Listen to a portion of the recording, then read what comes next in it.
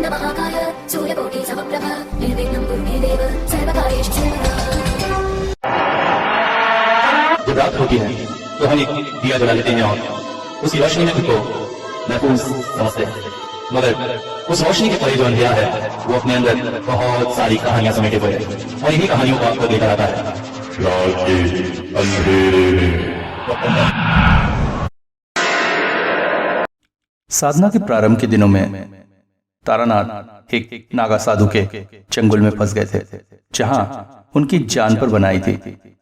मगर फिर एक साधु ने उनकी मदद की। आज यही बात बता रहे हैं किशोरी और विभूति को। हेलो दोस्तों, नमस्कार, स्वागत सभी का और बहुत बहुत शुक्रिया नए चैनल को सब्सक्राइब करने वालों का। और जिन लोगों ने नहीं किया है उनको स्टोरीज नहीं मिलेंगी, क्योंकि बहुत जल्द मैं पुराने चैनल पर कम्युनिटी पोस्ट डालना भी बंद कर दूंगा, तब सीधा स्टोरी से ही आएंगी, तो इसलिए जल्दी से फॉलो कर लो। और आज एक बड़ी मज़ेदार बात हुई, वो भी आप लोग से शेयर करता हूँ। कोई चैनल है ब्लैक मिरर हॉरर करके, उसने हमारे तारानाथ और दुर्गेश्वरी देवी की स्टोरी को बैक टू बैक सिर्फ तारानाथ का नाम चेंज करके कॉपी किया है।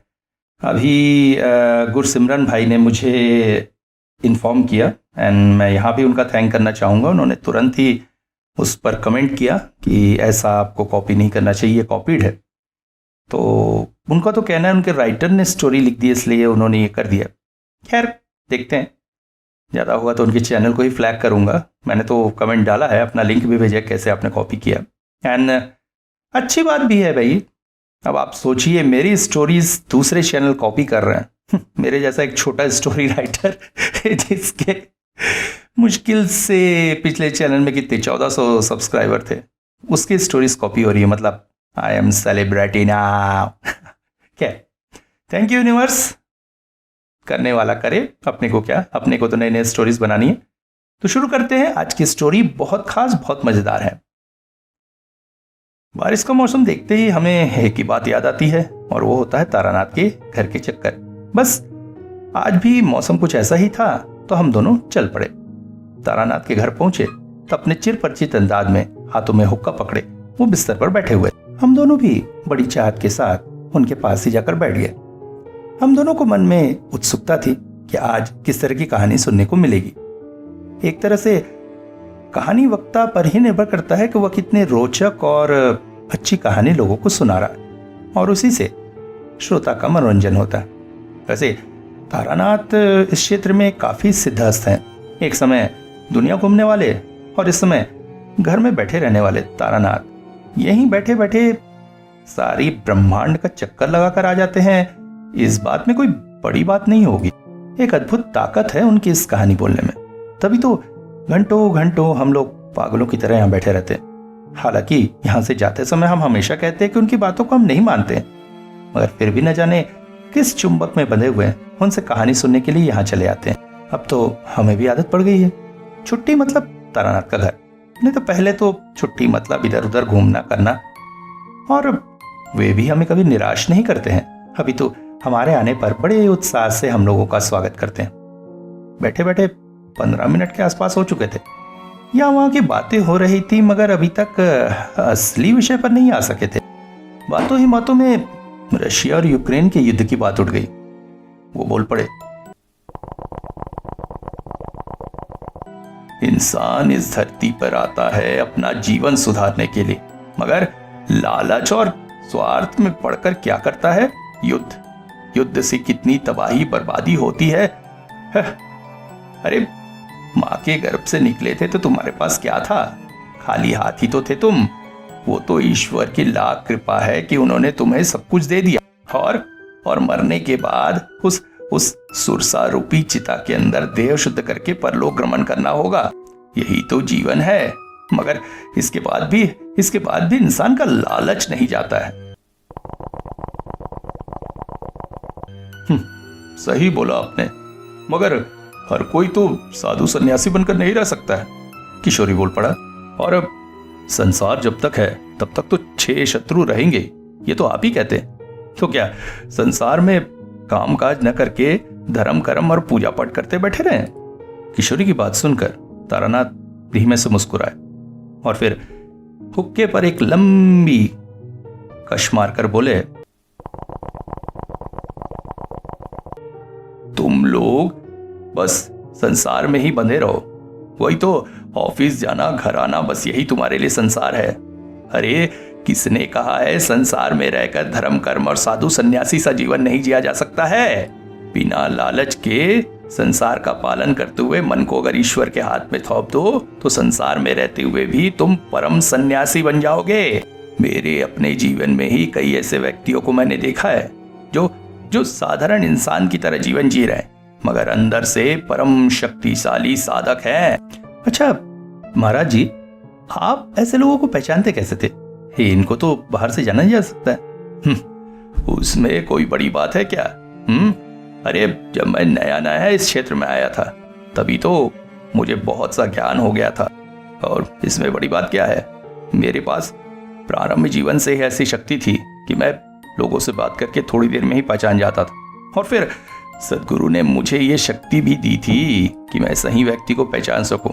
वैसे भी तंत्र के क्षेत्र में तो 99% लोग ठपबाजी होते हैं। लाल कपड़ा पहनकर चंदन लगाकर अपने आप को तांत्रिक और शक्तिशाली बताने में किसी को शर्म नहीं आती है। अरे दाढ़ी मूछ बाल बढ़ा लो, लाल कपड़े पहन लो और तो तुम तांत्रिक बन जाओगे। तो फिर तो दुनिया में कोई दुखी नहीं रहता, सबका ये लोग उद्धार कर देते। हाँ, मुझ में ये गुण अवश्य था कि मैं इंसान देखकर पहचान सकता था कि वो सच्चा है या ढब्बाज। और ये देखो, तुम लोग भी तो मेरे पास इतने सालों से आ रहे हो हैं? अरे अपने विचार बुद्धि से जो अच्छा है उसे चुन लिया है, तभी तो मेरे पास आते हो। उनकी बातें सुनते सुनते अब हम लोग काफी देर से परेशान हो चुके थे। हम दोनों ही मिलकर बोल पड़े, अच्छा अब एक अच्छी सी घटना सुनाइए तो। हाँ बिल्कुल, दिल बहल जाए ऐसी घटना। मगर हम लोगों का ये कहना था कि हमारे सिर पर जैसे बिजली गिरी। कभी कभी ऐसा होता है, तारानाथ जैसे उदासीन से हो जाते हैं।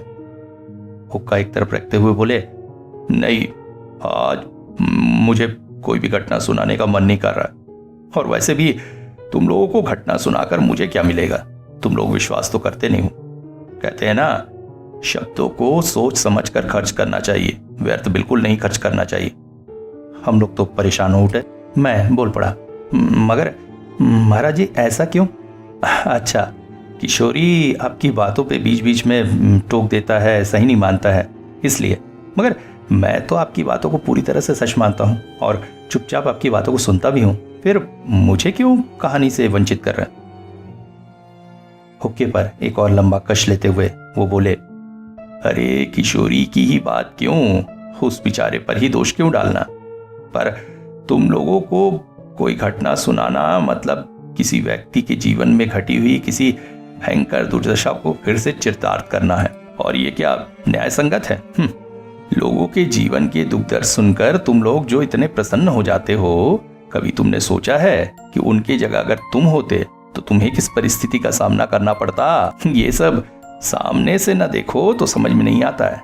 जब तुम लोग के साथ ऐसा कुछ घटता तब तुम्हें समझ में आता कि इंसान पर जब मुसीबत आती है तो कैसे उसकी बुद्धि भ्रमित हो जाती है। हम लोग अब अपनी जगह जमकर बैठ गए थे, क्योंकि समझ में आ रहा था धीरे धीरे विषय अब एक प्रस्तावना की तरफ जा रहा है, जिससे मिलेगा एक अच्छी सी घटना। मगर ये पूरी होती उससे पहले ही चारी हाथों में आलू सब्जी और पूड़ियों की प्लेट लेकर उपस्थित हो गए। महीने का आखिरी चल रहा है। हम लोग आज पासिंग शो के अलावा और कुछ नहीं ला पाए थे, मगर तारानाथ ने हमारी मेहमान नवाजी में कोई कमी नहीं छोड़ी। जाते हुए चारी को इशारा करके कहा, थोड़ी देर में आवाज दूंगा, तब चाय ले आना। उसके बाद हमारी तरफ देखकर बोले, अच्छा ठीक है, तुम लोगों को मैं निराश नहीं करूंगा। आज मैं अपने जीवन के प्रारंभिक क्षेत्र की एक घटना तुम लोगों को बताता हूं। वैसे सच बताऊं, मेरे गुरु ने कहा था कभी भी सब कुछ किसी को नहीं बताना। तंत्र युक्त साधक के लिए ये सब निषिद्ध है। अच्छा लो जल्दी से खा लो, बाहर जैसी बारिश हो रही है, लगता है रास्ता पूरा पानी से लबालब है, संभल कर जाना। हम लोग जल्दी से खाना खत्म कर बारिश के पानी में हाथ धोकर जमकर बैठ गए। तारानाथ ने बोलना शुरू किया, देखो जब जीवन में वैराग्य जगता है तब मन बड़ा विचलित सा हो जाता है। तब लगता है किसी ऐसे को पा जाएं जो रास्ता दिखाए और उस रास्ते पे चलकर जल्दी से अपनी मंजिल पर पहुंच सके। तो अपने जीवन के प्रारंभ में मन में वैराग्य जगाकर एक दिन मैं निकल पड़ा बाबा के धाम काशी की तरफ। ट्रेन से उतरकर जब मैं वहां पहुंचा तो चारों तरफ तीर्थयात्रियों की भरमार थी और इनके बीच में खोज रहा था किसी साधु को। ऐसी जगह पर क्या किसी को खोजा जा सकता है? उसके बाद तुमने घाट की संध्या आरती के बारे में तो सुना ही होगा। मैं दिन भर इधर उधर घूमते हुए शाम को घाट के पास पहुंचकर बैठ गया। हाथ में थोड़े से पैसे थे, इसी से खाना पीना चलाना था। मगर वहीं पर हुआ मेरा एक अजीब घटना से सामना, वो अभी बताऊंगा। तो घाट पर आरती की सुंदरता देख रहा था। गंगा नदी में बहुत से भक्त हाथों में जलता हुआ दीपक प्रवाहित कर रहे थे। तेज हवा से दीपक की बातियां फिड़फड़ा रही थी। चारों ओर घंटे घड़ियालों के नाद से मन जैसे भक्ति भाव में डूबा चला जा रहा था। तुम लोग तो जानते हो मैं थोड़ा सा निर्जनता प्रिय हूं, इसलिए घूमते घूमते एक ऐसे घाट पर पहुंचा जहां लोगों की ज्यादा भीड़ भाड़ नहीं थी। एक किनारे पर जली हुई मोमबत्तियां और राख वगैरह पड़े थे। उसी किनारे पर बैठकर एक टक गंगा मैया को देख रहा था। तभी अचानक मेरे कंधे पर एक हाथ का स्पर्श महसूस हुआ।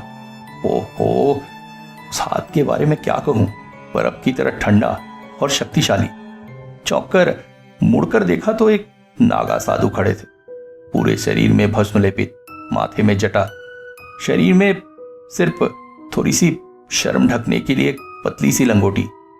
शरीर एकदम रुग्णकाय मगर शक्ति जैसे 10 हाथियों जितनी। मैं अपने कंधे पर पड़ रहे दबाव के कारण लगभग कराहने लगा था। मेरी इस बात को सुनकर उन्होंने अपना हाथ हटाया और खिक करके हंसने लगे। तब भले ही नहीं समझा था, मगर आज सोचता हूं तो समझ में आता है कि अंधेरे में उस साधु की आंखें जैसे मशाल की तरह जल रही थी। मेरे मन में डर उत्पन्न हुआ था, इसलिए कुछ बिना सोचे ही उनको साष्टांग प्रणाम कर बैठा। उन्होंने हाथों के इशारों से मुझे पीछे आने के लिए कहा। उस समय मेरी इतनी क्षमता नहीं थी कि उनके इस इशारे को उल्लंघन कर सकता। क्या करता, पीछे चल पड़ा। साधु शायद मौनधारी थे, इसलिए उन्होंने एक भी शब्द नहीं कहा था अब तक। वैसे मेरे जीवन में अब तक साधु बोलने को वो गांव में आने वाले साधक ही थे, जो आकर हमारे घर पर ही ठहरते थे। मेरी एक चाची ने तो उनसे दीक्षा भी ली थी। जब भी वो आते मैं उनके पास भारतवर्ष के विभिन्न तरह के साधुओं के बारे में सुनने को लालुक्त रहता। उन्होंने ही मुझे बताया था कि एक श्रेष्ठ साधु के शरीर में क्या लक्षण होते हैं। उनकी वो बातें मुझे आजीवन याद रहीं और उन्हीं के उन लक्षणों को याद करके उस नागा साधु को देखकर मेरा शरीर जैसे कांप उठा था। मगर क्या करता, साधु के निर्देश को मैं अवहेलना ही नहीं कर पा रहा था। मैं सीढ़ियों से उठकर उनके पीछे चल पड़ा। मैं जिस समय की बात कर रहा हूं उस समय काशी में बहुत से ऐसे निर्जन स्थान थे जहां दिन के समय भी लोग जाने में डरते थे, और ऐसी जगहों पर भारत के बहुत से साधु अपनी साधना में रत रहते थे। नागा साधु अंधेरे में भी आराम से चले जा रहे थे और मैं गिरता पड़ता उनका पीछे जा रहा। जाते जाते एक समय ऐसे निर्जन स्थान पर पहुंच गए जहां पर मनुष्य का नामो निशान नहीं था, और घंटे घड़ियालों की आवाज तो बहुत पहले ही पीछे छोड़ आए थे। पूरी जगह में सिर्फ साधु के पैरों में पहने खड़ाऊ की आवाज थी। मुझे डर भी लग रहा था। वैसे मैंने शमशान में कई रातें बिताई थी, मगर वो तो गांव का शमशान था। ये तो ऐसी जगह थी जहां मुझे कोई जानता नहीं पहचानता नहीं। किसी मुसीबत पड़ने पर तो कोई मेरी मदद भी नहीं करेगा। थोड़ी ही देर में मुर्दा जलने की गंध भी हवा में घुलने लगी। समझ में आया किसी शमशान के पास पहुंच गए। चारों तरफ सिर्फ मुर्दों के कपड़े, जली हुई लकड़ियां, हड्डियां, शराब की बोतलें, यही सब पड़ी थी। रोशनी का तो नामो निशान भी नहीं था। सच कहूं तो अब मुझे बहुत डर लग रहा था। तारानाथ के मुंह से अद्भुत कहानी सुनते सुनते हम भाव विभोर थे कि अचानक किशोरी बोल पड़ा, अच्छा महाराज, आप कैसे इन लोगों के साथ रह लेते हैं? हाँ, आपको डर लगता था मगर फिर भी इनसे सामना आपने किया। बाप रे, मानना पड़ेगा। इन लोगों के साथ रहकर जीवन बिताकर आज आप यहाँ बैठकर हम लोगों को ये घटना फिर से सुना रहा है। मेरा अगर ऐसा कुछ होता तो मैं तो वहीं हार्ट फेल करके मर जाता। तारानाथ बिना किसी वाक्य के बाहर की खिड़की की तरफ देख रहे थे। मेरा मन अधीर हो रहा था। मैं समझ रहा था उम्र बढ़ने की वजह से तारानाथ को बीच बीच में स्मृति लोप हो जाता है और इसीलिए वो विषय को बीच से भूल जाते हैं। किशोरी की बात सुनकर क्रोधित आंखों से उसकी तरफ देखते हुए बोले, तुम ना बड़े बदमाश आदमी हो। ये सब बातें कहानी के अंत में कहनी चाहिए ना, बीच में कहकर बुला दिया ना विषय को। कहाँ था मैं? विषय को बदलने के लिए तुरंत ही मैं किशोरी को झूठा गुस्सा दिखाते हुए बोला, महाराज आप छोड़िए ना, आपको तो पता है उसे हर बात में टांग अड़ाने की आदत है। मेरी तरफ देखते हुए तारानाथ बोले, सुनो विभूति, ये सिर्फ किशोरी की आदत नहीं है। अभी तो कई इंसान ऐसे होते हैं जिनके दैनिक क्रियाक्रम की वजह से ही उनके ऊपर मुसीबत आती है और जब ये मुसीबत ठहरती नहीं है तब वो ईश्वर को दोष देते हैं कि ईश्वर ने उनके साथ ऐसा किया, परंतु उस व्यक्ति के अपने कर्म ही इसके लिए पूरी तरह से उत्तरदायी हैं। ये बात उसे कौन समझाए? फिर अचानक ही अपना स्वभाव बदल लेते हैं। ये बात तारानाथ में बड़ी अजीब है। स्वभाव बदलकर बोले, अच्छा किशोरी, क्या कह रहे थे तुम? मुझे डर लग रहा था कि नहीं? वैसे उस समय मेरा नया यौवन था, डरने की कोई बात थी नहीं, मगर गांव देहात का शमशान और काशी के शमशान में बहुत अंतर है, इसलिए मुझे भी डर लग रहा था। मैं काशी के उस भयंकर शमशान में उस नागा साधु के पीछे पीछे चला जा रहा था। मुझे कुछ पूड़े घाट मिले। पूड़े घाट के विषय में कुछ जानते हो? हम दोनों ने नामे से ले रहा है। ये पूड़े घाट नागा और अघोरी साधुओं द्वारा बनाया जाता है। इन घाट में विशेष लक्षण युक्त मृत शरीरों को डुबाकर रखा जाता है। मगर आश्चर्य की बात यह है कि सालों साल पड़े रहने के बाद भी वो लाशें सड़ती नहीं है। ऐसे ही एक घाट के पास मुझे वो नागा साधु खड़ा किया। उसके बाद मुझसे 15-20 कदम दूर जाकर साधु उस घाट में स्नान कराए। फिर एक पीपल के पेड़ के नीचे अबीर से एक नक्शा निर्माण किया। अब तक भी मैंने सोचा नहीं था कि मुझे कुछ भयानक देखने को मिलेगा। उसके बाद अपनी झोली से ऐसी अजीबोगरीब चीजें निकालने लगे जिसे मैंने आज तक नहीं देखा था। उन सब चीजों के विषय में तुम लोगों को बोलने से तुम लोग समझोगे भी नहीं। बिल्कुल सदे हाथों से केले के पत्ते पर वो सारी वस्तुएं अर्पित करने लगे। दूर महिलाओं के रोने की आवाज आ रही थी। समझ ही रहे हो, अपने उसे बिछड़ने के कारण कुछ लोग वहां उपस्थित होकर आंसू गिरा रहे थे। दूर एक चिता भी जल रही थी। साधु रह रहकर उस चिता की ओर देख रहा था। उसके चेहरे के भाव मुझे बता रहे थे कि साधु ने जरूर कोई जाल बनाया है। फिर अचानक ही वो उठा और उस चिता की तरफ चला गया। मैं डरकर पेड़ के पास ही खड़ा रहा। उसके बाद अचानक ही शमशान में लोगों के चीखने चिल्लाने की आवाज आने लगी।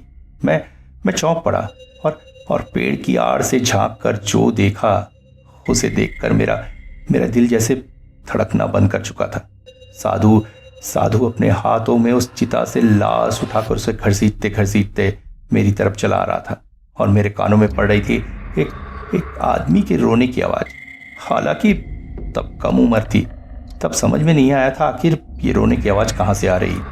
हम दोनों ही अत्यंत उत्सुक होकर उनके करीब जा बैठे और एक साथ बोले, किसकी थी महाराज, किसकी थी महाराज? तारानाथ ने इसके बाद एक आश्चर्यजनक काम किया।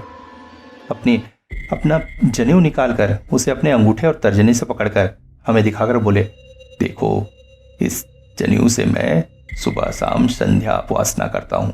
इसे हाथ में लेकर झूठ नहीं बोलूंगा, तुम लोगों के सामने सच कह रहा हूं।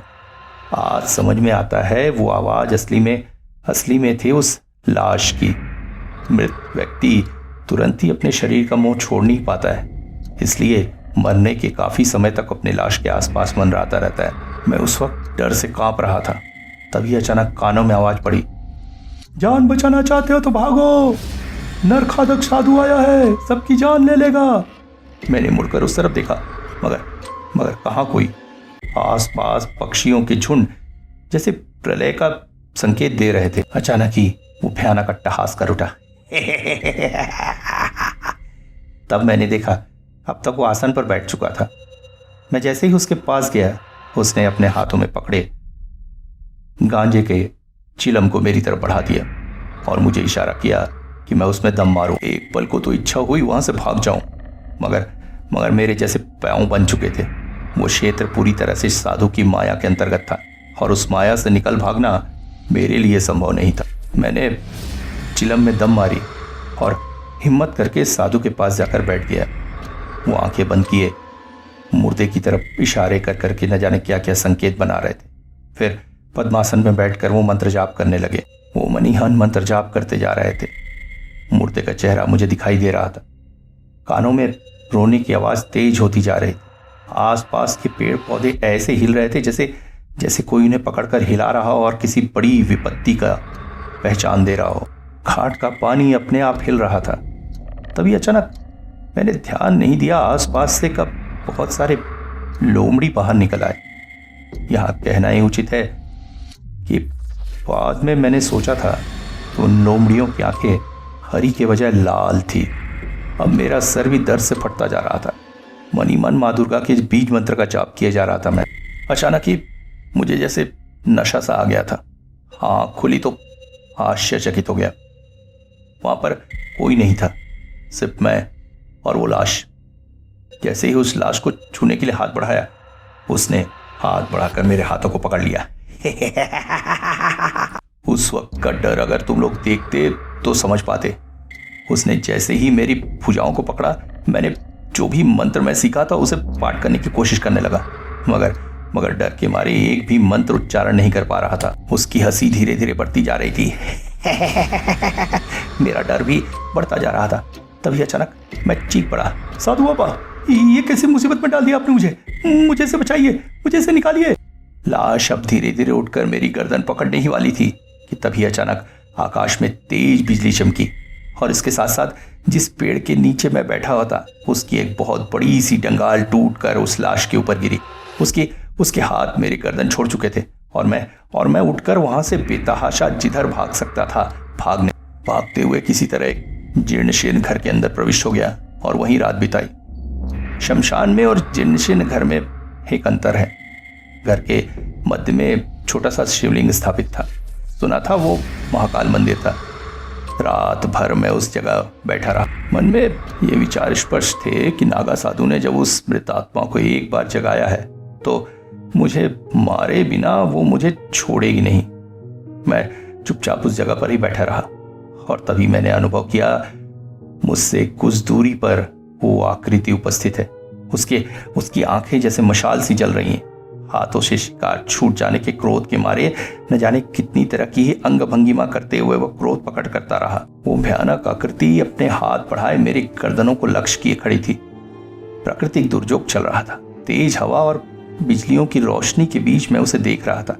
वो लगभग ऐसे खड़ा था जैसे बहुत कौशल से किसी ने उसे खड़ा करके रखा हो और जैसे ही वो उसे छोड़ेगा वो धड़ाम से जमीन पर गिर पड़ेगा। इसके बाद रात भर जागकर मैं उस जगह बैठा रहा। हालांकि उस जगह वो प्रविष्ट नहीं हो सकता था, मगर फिर भी अगर थोड़ा सा ध्यान भटके और कुछ हो जाए, इस डर में मैंने रात भर जागकर बिताई। थोड़ा सा रुककर तारानाथ ने हुक्के में एकदम मारा। मैं उत्सुकतावश बोल पड़ा, महाराज आप क्या कुछ भी नहीं कर पाए?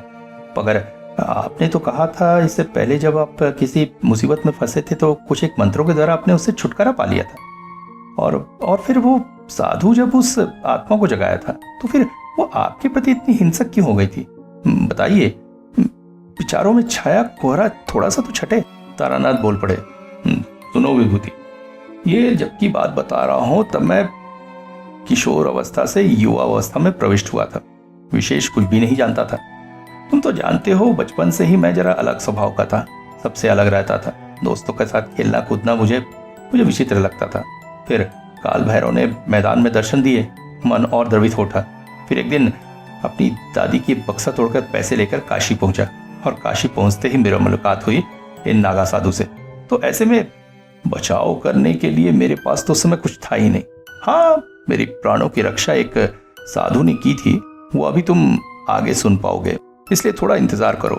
और जो तुम कह रहे हो कि मैं किसी मंत्र के द्वारा मुसीबत से मुक्त नहीं हो पाया, क्यों?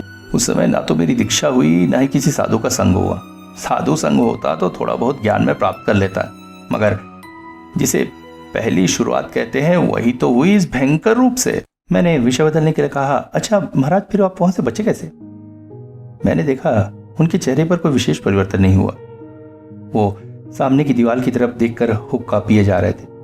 समझ में आ रहा था जैसे दीवार में उन्हें फिल्म के पर्दे की तरह सारी घटनाएं दिख रही हो। वो आगे बोल पड़े, फिर वहां से बच कहां पाया मैं, वो तो मेरे पीछे लगा रहा।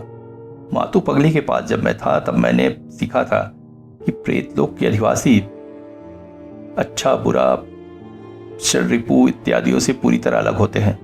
उनका दिमाग छोटा होता है मगर शक्ति बहुत होती है। उन्हें रोका जा सकता है सिर्फ किसी सिद्ध पुरुष द्वारा जिसमें असीम शक्ति हो। और मैं तो एक घुमंतु साधक था।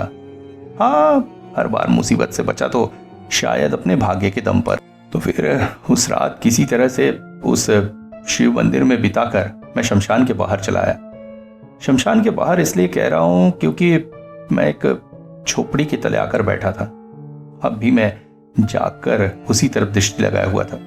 कब रात का अंधेरा सुबह की रोशनी में बदला पता नहीं। दिन भर चलता रहा, पेट में दाना नहीं, ऊपर से विभीषिका, सबके चक्कर में मैं लगभग बेहोश सा होकर वहीं पड़ा था।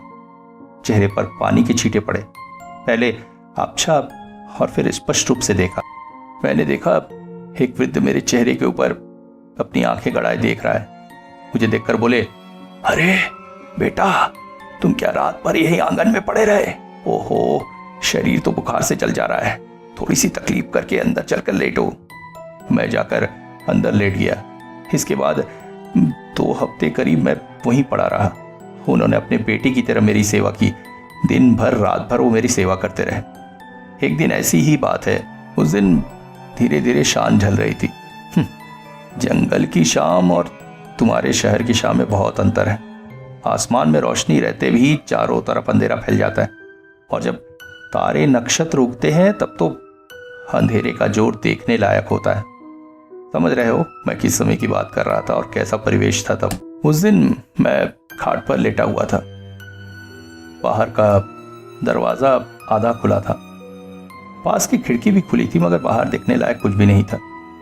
सोए सोए माँ की बहुत याद आ रही थी। अपने बंधु बांधवों के साथ बिताए हुए बचपन के पल सबकी बहुत याद आ रही थी। मैंने अपनी इच्छा से घर छोड़ा था, इसलिए लौट सकता था, मगर यह सोच मेरी क्षणिक दुर्बलता की ही प्रतीक थी। तभी बाहर किसी के पैरों की आवाज आई। सूखे पत्तों पर खाली पांव चलने से जैसी आवाज होती है, वैसी आवाज मेरी उस झोपड़ी की तरफ बढ़ रही है। एक तो बुखार की दुर्बलता, ऊपर से मन भी भ्रमित। शरीर में इतनी ताकत नहीं थी कि उन वृद्ध को आवाज दे सकूं। पैरों की वो आवाज झोपड़ी के चारों ओर घूम रही थी। इस वक्त मैं उस झोपड़ी में अकेला था। वृद्ध मेरे लिए वैद्य लाने गए थे। पास में आमा गांव था, जहां पर एक वैद्य थे जिनका बहुत प्रसिद्धि थी। वहां उनको धन्वंतरी भी कहा जाता था। वृद्ध जाने से पहले मुझे कह गए थे दरवाजा से अच्छी तरह बंद कर लूं और अंधेरा होने के बाद बिल्कुल बाहर न निकलूं, मगर थकान की वजह से मैं उठना भूल गया। वो दरवाजा जिस तरह से भिड़ा कर गए थे, दरवाजा इस वक्त वैसे ही है। पैरों की आवाज सुनकर मुझे कल रात की घटना फिर से याद आने लगी। मैं सुन रहा था, पैरों की आवाज मेरी झोपड़ी के पास आती, दूर चले जाती। मैं सिर्फ इष्ट नाम का जाप करते हुए चुपचाप खाट पर पड़ा रहा। मैं फिर कब सो गया ये पता ही नहीं चला। नींद टूटी बात करने की आवाज से। आंख खोलकर देखा तो वृद्ध और साथ में वैद्य थे। वैद्य ने मेरा परीक्षण किया, फिर कुछ पत्ते वगैरह पकाकर वहां चले गए। रात में वृद्ध ने मुझे पार्ली खिलाया और उसके बाद खुद पानी पी गए। मैं थकान भरी आवाज में बोल पड़ा, ये क्या? आप रात को कुछ खाएंगे नहीं? मेरे शरीर का ताप नियंत्रित देखकर वो बोल पड़े, चलो अच्छा है, दवा असर कर रही है। हाँ, क्या कह रहे थे? हाँ, मैं रात में कंदमूल और स्वच्छ जल के अलावा कुछ नहीं लेता हूं। मैं आश्चर्यचकित होकर बोल पड़ा, ये क्या? पानी और कंदमूल से पेट भरता है? तारानाथ मलिन हंसी हंसकर बोले, ये तो कुछ भी नहीं। कई साधक तो ऐसे हैं जो दिन पर दिन बिना कुछ खाए पिए जीवित रह जाते हैं। भूख की अनुभूति उन्हें नहीं होती है। उनका मन पूरी तरह से अपने इष्ट में निमित्त रहता है। मैं उसी समय समझ गया था वो वृद्ध कोई साधारण व्यक्ति नहीं है। खुद को संसार से समेटकर इस एकांत स्थान में पड़े हुए हैं। वो क्या ऐसे ही होगा? साधना में सिद्धि लाभ की अभिलाषा तो है ही है, महाशून्य हृदय रखकर इष्ट को पुकारने से उनकी उपस्थिति अवश्य प्रकट होती है। मैं भी तुम लोगों की तरह ही आश्चर्यचकित हुआ था। वो मेरे मन की स्थिति सुनकर बोल पड़े थे। बाहर पांव रखोगे? उस समय शमशान में पांव रखने से बहुत नुकसान होता है, समझे? मैं चौंक पड़ा और बोला, किसके बारे में बोल रहे हैं आप? उन्होंने जैसे मेरी बातें सुनी ही नहीं और मुझे बोल पड़े, अभी नहीं, अभी तुम चुपचाप सो जाओ, शरीर स्वस्थ हो जाएगा तो तुमसे बहुत सी बातें करूंगा। एक प्यार भरे पिता की तरह वो मेरे सिर पर हाथ फेरने लगे। उन्होंने मेरे आंखों पर हाथ फेरा तो मुझे जैसे स्वर्गीय का आनंद हुआ। मैं आंखें बंद करके निंद्रा में लीन होते हुए भी आसपास की बहुत सी घटनाओं का अनुभव कर रहा था। मैंने अनुभव किया वो घर से बाहर निकल गए और फिर महाकाल मंदिर से घंटे घड़ियाल की ध्वनि कानों में आने लगी। इसे सुनकर मेरे मन का डर पूरी तरह से निकल गया। इसी तरह एक हफ्ता बीत गया। उनके हाथों का बनाए खाना और पत्ते खाकर धीरे धीरे मैं स्वस्थ होने लगा, बातें भी करने लगा था। मगर एक आश्चर्य की बात थी कि शाम ढले वो मुझे शमशान के आसपास भी नहीं जाने देते थे। हर समय मुझे अपनी नजरों में रखते थे। चाहता तो मैं वहां से चला जाता मगर जा नहीं सका। झोपड़ी के अंदर बैठे हुए मैं न जाने किस चीज का इंतजार करता रहता था। एक दिन फागुन की दोपहरी में आंगन की दीवार से शरीर टिकाए मैं दूर अरण्य की तरफ देख रहा था। शमशान बहुत पवित्र स्थान है। वहां पर मनुष्य के अंतिम कर्मों का हिसाब होता है। मनुष्य के परलोक जाने का रास्ता यहीं से निकलता है। तभी अचानक पीछे से किसी के पैरों की आवाज आई। ये आवाज मेरी पहचानी हुई थी। वृद्ध पैरों में खड़ाऊ पहनते थे। मुड़कर देखा तो सफेद कुर्ता धोती पहने, हाथों में कोई कंदमूल पकड़े वो होठ हिलाते चले आ रहे हैं। समझ में आया कोई मंत्र पाठ कर रहे हैं। वो झोपड़ी में नहीं आए, अपितु मंदिर की तरफ चले गए। आधे घंटे बाद वहां से निकले और एक फूल लाकर मेरे सिर पर छुआते हुए बोले, ईश्वर तुम्हारा भला करे। यहाँ अकेले बैठकर क्या कर रहे हो तारानाथ? कुछ भी नहीं, मैं तो ऐसे ही बैठा था। आप अब तक कहाँ थे? मैं पिछले 40 साल से यहाँ हूँ और हर दिन काशी के घाट पर जाकर स्नान करता हूँ। यही मेरे गुरु का दिया हुआ विधान है। आज वो नहीं है मगर उनके नियम मैं आज भी पालन करता हूँ। वही तो मेरे रक्षक है और स्वयं महाकाल मेरे साथ है। आओ जरा झोपड़ी के अंदर आओ। उनको देखकर लग रहा था वो मुझसे बहुत कुछ कहना चाहते हैं। मेरे मन में भी ढेर सारे प्रश्न थे। खैर जैसे भी हो अंदर गए। जाकर वो एक तख्तपोश पर बैठे। दक्षिण की दीवार में एक बहुत पुराना हुक्का लटक रहा था। मुझे देखकर बोले, जाओ तो जरा इसको भर लाओ। मैं हुक्का भर कर लाया। वो कश मारते हुए बोले, वाह वाह वाह वाह, बहुत अच्छा हुक्का भरा है तुमने। मैं तो तुम्हें देखकर ही समझ गया था तुम बहुत अच्छा कर सकते हो। उसके बाद मैं उनके सामने बैठ गया और बोला, महाराज एक प्रश्न पूछने की बहुत इच्छा हो रही, अगर सही जवाब मिले तो। मेरी तरफ देखकर मेरे चेहरे के सामने हाथ हिलाते हुए बोले, अरे अबोध, तू क्या पूछना चाहता है मैं क्या जानता नहीं है? उस दिन जब मैं वैद्य लाने के लिए गया था, उस दिन तेरी रक्षा कौन कर रहा था जानता है? कौन? स्वयं शमशान भैरव। और सिर्फ उसी दिन नहीं, उस दिन जब तू उस मुर्दे के फादे में पड़ा था उस वक्त भी तेरी रक्षा की थी उन्होंने। ये शमशान भैरव है, शमशान के रक्षक। अगर कोई ने प्रत्यक्ष देख ले तो मनुष्य की मृत्यु अवश्य संभावी है। आज रात को तू मेरे साथ शमशान चलना, तुझसे एक काम करवाना है। अब जरा मेरी तरफ आ। मैं डर कर उनके पास जाकर बैठा। फिर हुक्के को कश मारते हुए मुझसे बोले, तारानाथ, धर्म कर्म के मार्ग पर चलना बहुत मुश्किल है। पग पग पर मुसीबत आती है। इस वक्त तेरे ऊपर एक काल योग चल रहा है। तुझे मृत्यु का भी भय है, मगर कोई तेरी प्राणों की रक्षा करेगा यह सोचकर निश्चिंत हो। अच्छा, वो नागा साधु कौन है, बता सकते हैं? मैं अपने साथ घटी सारी घटना स्पष्ट उनको बता दिया। उन्होंने बड़े ध्यान से सारी घटनाएं सुनी। मैं उस समय साधना के पद पर नया नया था, मुझे कुछ ठीक से पता नहीं था, इसलिए उन्होंने जो जवाब मुझे दिया उससे मैं अत्यंत आश्चर्यचकित हो गया था। हुक्के को नीचे रखकर वो बोले, उस नागा साधु का उत्पात कुछ समय से आसपास के वातावरण में दिख रहा है। अगर उस दुष्ट को रोक सके ऐसा कोई उच्च मार्ग का साधक यहाँ पर नहीं है। असली में एक समय वो और मैं एक ही गुरु से आज से 40 साल पहले दीक्षा लिए थे। मैं गृहस्थ था, शादी विवाह किया था, मगर मन संसार में नहीं लगा। बहुत जगह घूमने के बाद एक दिन सपने में गुरु आदेश मिला। मेरे गुरु मुझे स्मरण कर रहे हैं। वो बहुत उच्च मार्ग के साधक थे। उनका आदेश पाते ही साथ मैं जहां था वहां से सामान समेटकर यहाँ चला आया, मगर यहाँ आकर सुनने में मिला किसी ने मेरे गुरु की हत्या कर दी और मेरा गुरु भाई वो गायब है। मैं अत्यंत उत्तेजित हो उठा। जैसे भी हो गुरु से संपर्क करके सब कुछ जानना ही होगा। उस समय मेरी उम्र 25-26 साल होगी। गुरु से संपर्क साधने के लिए मैंने एक विशेष तिथि खोजी। शुक्ल पक्ष की अमावस्या को मैं बैठकर तंत्र साधना करने लगा। तारानाथ, तुम सोच रहे हो कि मैं ये सब तुम्हें क्यों बता रहा हूं? तुम्हारे जगह मैं भी होता तो मेरे मन में भी यही प्रश्न जागता। तुमको साधना के पथ पर आगे बढ़ना है। ये काशी ही नहीं, तुम्हें बहुत सी जगह घूमना पड़ेगा। हो सकता है उस समय तुम मुझे भूल जाओ। उस समय मेरी ये बातें तुम्हें याद रहेंगी। मैंने जो क्रिया की थी उससे परलोकगमित आत्माओं को बुलाया जा सकता है। इस क्रिया के बारे में अभी तुम कुछ समझोगे नहीं। बस इतना जान के रखो, मैंने 10,000 मंत्रों का जाप करके गुरु की आत्मा को जगाया था। मगर गुरु की आत्मा जो प्रकट हुई थी, आपने कैसे जाना? साधना में रत साधक जान सकता है कि कब परलोककृत आत्मा उसके पास आई, क्योंकि वो जब आते हैं तब उसके मन में एक अलौकिक आनंद की प्राप्ति होती है। मैंने गुरु की आवाज सुनी। स्पष्ट हुआ गुरु आए। आंख खोलकर देखा तो एक पेड़ के नीचे गेरुआ वस्त्रधारी मेरे गुरु खड़े थे। हाँ, खड़े थे कहना व्यर्थ होगा, हवा में तैर रहे थे। मैंने उन्हें प्रणाम किया। उन्होंने मुझे आशीर्वाद दिया, मगर उनके चेहरे पर दुख की छाया थी। मैंने उनसे उनकी इस तरह से परलोक चले जाने की बात कही तो उन्होंने मुझे सांत्वना देते हुए कहा, वो बोले, जो हो गया है उसे याद करके क्या फायदा। अब तू मेरे शिष्यों में सबसे योग्य है। इसी कुटिया में रहकर साधन भजन कर, और हाँ, किसी भी लोभ की तरह अपना मन मत लगाना। मेरा आशीर्वाद हमेशा तेरे साथ रहेगा। जानते हो तारानाथ, जब मैंने उनसे पूछा कि उनकी हालत क्यों हुई, तब उन्होंने मुझे बताया ये सब कुछ उस नागा साधु का ही किया हुआ है जिसके चक्कर में तुम पड़े थे। मैंने तुम्हें पहले ही कहा था, मैं और मेरे गुरु भाई ने एक ही समय पर दीक्षा ली थी।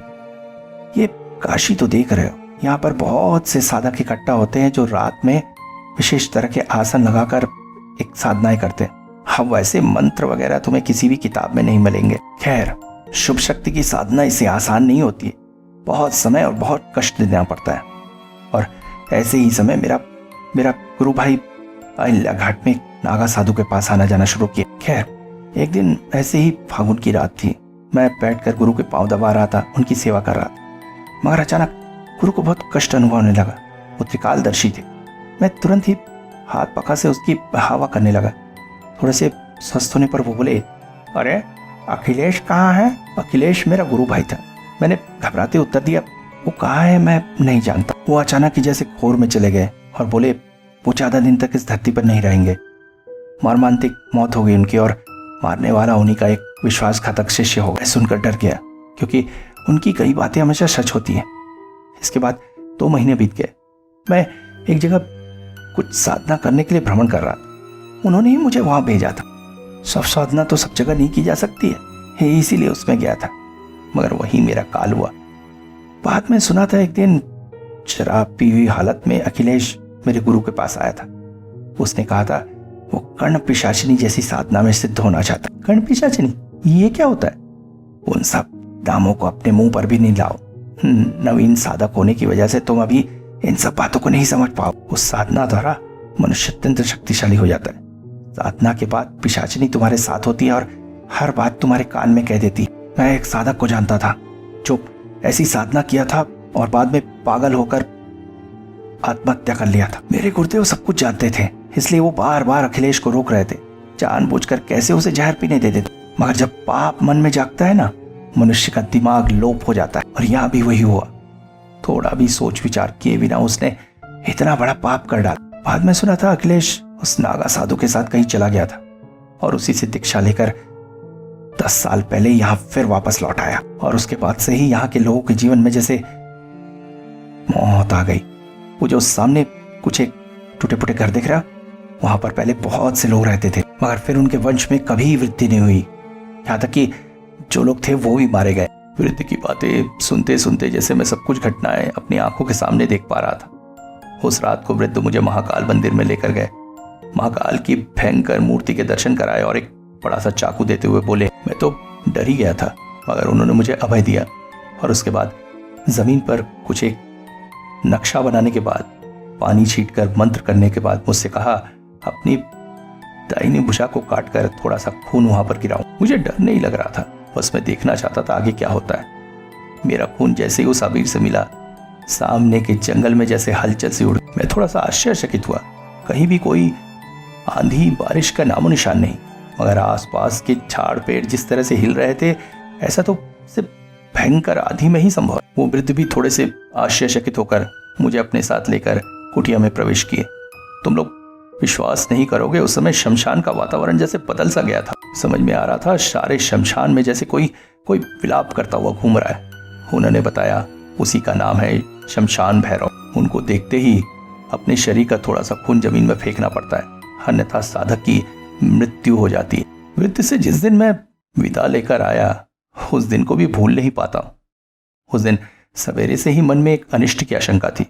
वो तो मुझे छोड़ने को किसी भी तरह से तैयार नहीं थे, मगर एक घुमंतु साधक का एक जगह लंबे समय तक रह जाना कहीं उचित नहीं है। मन में भोग विलास की प्रवृत्ति जन्म लेने लगती है और उतना ही वैराग्य खंडित होता जाता है। मैं दोपहर के करीब वहां से निकल पड़ा। उन्होंने मुझे सावधान कर दिया और कहा, दिन भर इष्ट नाम का जाप करते रहना। दिन भर मैं चलता रहा और सांझ एक ऐसे जगह पहुंचा जहां पर इंसानों का नाम निशान नहीं था। शमशान नहीं थी वो, मगर पास से नदी बह रही थी।